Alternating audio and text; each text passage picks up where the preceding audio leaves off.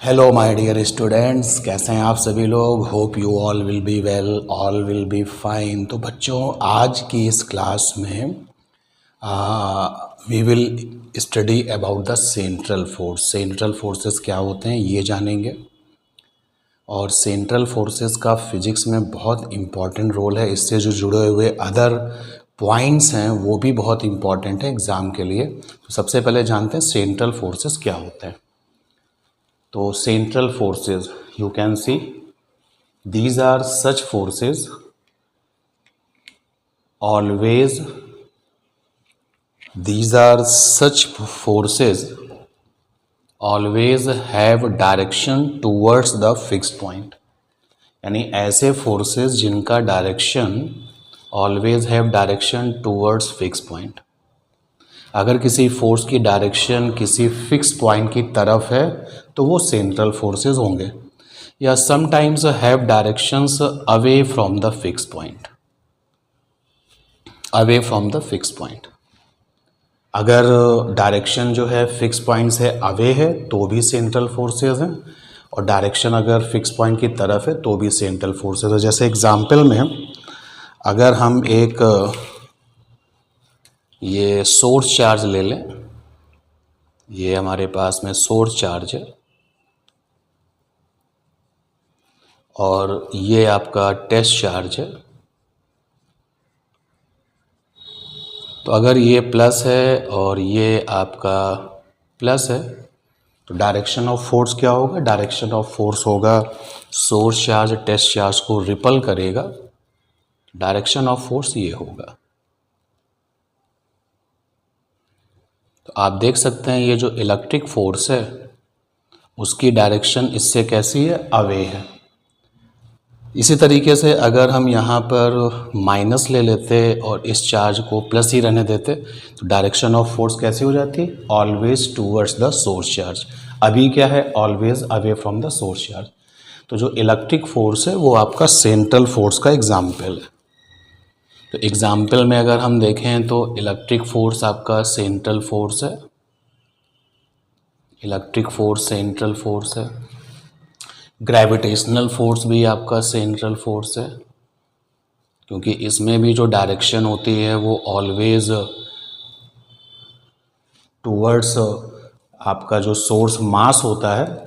Source आप सब जानते हैं कि सोर्स मींस जो फोर्स लगाएगा। चार्जेस की जब हम बात करते हैं तो जिस चार्ज ने फोर्स लगा रखा है that is called source charge, जिस पर फोर्स लगता है that is called test charge. Similarly जिस मास ने ग्रेविटेशनल फोर्स लगाया है that is called source mass, and जिस पर फोर्स लगा है ग्रेविटेशन वाला that is called test mass. तो इस तरीके से हम लोग जो है वहाँ पर डायरेक्शन को डिफाइन करते थे। तो ग्रेविटेशनल फोर्स भी आपका सेंट्रल फोर्स है। जो आपका ऑसिलेटरी मोशन में जो रीस्टोरिंग फोर्स है, रीस्टोरिंग फोर्स, ये भी आपका सेंट्रल फोर्स है। क्योंकि अगर हमें याद है, अगर आपको याद है तो रीस्टोरिंग फोर्स भी ऑलवेज डायरेक्शन उसकी जो होती थी opposite to the direction of displacement, और वहाँ पर जो जहाँ से आप डिस्प्लेसमेंट काउंट करते थे that is called initial point. Sometime it is also the mean positions. Mean position हमेशा आप उसको कहें ऐसा जरूरी नहीं, लेकिन जिस भी पॉइंट से आपने डिस्प्लेसमेंट काउंट किया है तो वो इनिशियल पॉइंट है, और जो रीस्टोरिंग फोर्स था उसका जो डायरेक्शन था वो जो भी उसका मोशन, जब आपका एसएचएम या ऑसिलेटरी मोशन की जब आप बात करते थे, जब मोशन होता था तो restoring force always proportional to the displacement and opposite to the direction of displacement, और वो जो उसकी डायरेक्शन थी वो ऑलवेज उस इनिशियल पॉइंट की तरफ थी। तो रीस्टोरिंग फोर्स भी आपका सेंट्रल फोर्स है। ओवरऑल जहाँ पर ये डेफिनेशंस होल्ड हो रही होगी तो वो आपके सेंट्रल फोर्सेस हैं। ठीक है, अब बात करते हैं ये जो सेंट्रल फोर्सेस जब हमारे सामने मैथमेटिकल फॉर्म में आते हैं तो वो दिखते कैसे हैं। अगर सेंट्रल फोर्स मैथमेटिकली फार्मूले में हमको दिखाए जाएं लिख के तो वो कैसे दिखते हैं। तो जो सेंट्रल फोर्स होगा कैपिटल एफ, जब कभी भी आपको इसका मैथमेटिकल फॉर्म मिलेगा, फार्मूला मिलेगा या वैल्यू मिलेगी, तो आपको हमेशा ये वाला लुक मिलेगा, आर कैप। ये जो है आपका कुछ वैल्यू होगी और ये यूनिट वेक्टर है डायरेक्शन ऑफ सेंट्रल फोर्स के लिए। जैसे अगर हम इलेक्ट्रिक फोर्स को लिखें तो आप इलेक्ट्रिक फोर्स को ऐसे लिखते हैं स्मॉल के Q1 Q2 upon are square और यहाँ पर आर कैप ऐसे लिखते हैं। ग्रेविटेशनल फोर्स को अगर हम लिखें तो ग्रेविटेशनल फोर्स को आप लिखते हैं Gm1 m2 upon are square साथ में आर कैप।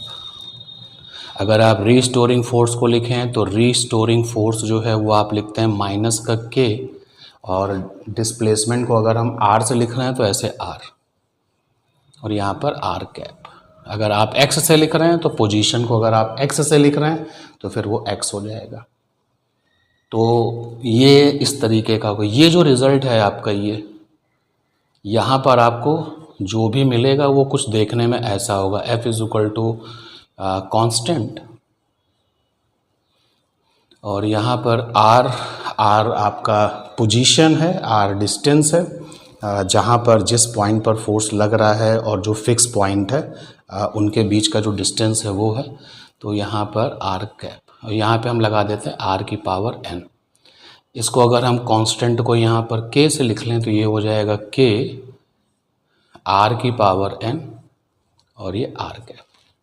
ये जो पावर है n, ये n कुछ भी हो सकता है, कुछ भी हो सकता है, बट कभी ज़ीरो नहीं होगा। एग्जाम्पल लेते हैं कि क्वेश्चन है कि which one is central force. पहला ऑप्शन है F इज इक्वल टू के आर स्क्वायर, दूसरा ऑप्शन है F इज इक्वल टू के यहाँ पर कांस्टेंट है और R की पावर -1/2। तीसरा ऑप्शन है F इज इक्वल टू के और V वेलोसिटी है मान लेते हैं, और फोर्थ है F इज इक्वल टू के और थीटा एंगुलर डिस्प्लेसमेंट है। तो इनमें से कौन सा सेंट्रल फोर्स है? तो आप देख सकते हैं कि सेंट्रल फोर्स इस तरीके की लुक में दिखते हैं। ये जो आर कैप है, अगर वो आर कैप दिख रहा है यानी कि डायरेक्शंस यानी वेक्टर फॉर्म में लिखा हुआ है, और अगर आर कैप नहीं दिख रहा है, जैसे यहाँ पर आर कैप नहीं दिख रहा है, तो ये वैल्यू फॉर्म में लिखा है यानी केवल इतना पार्ट लिखा हुआ है।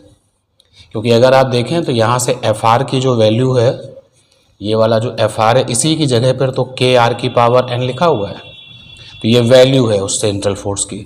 तो r की पावर n कुछ भी हो सकता है, यानी कि या तो 1 के इक्वल होगा या 1 से बड़ा होगा, 0 नहीं होगा, इस बात का ध्यान रखें।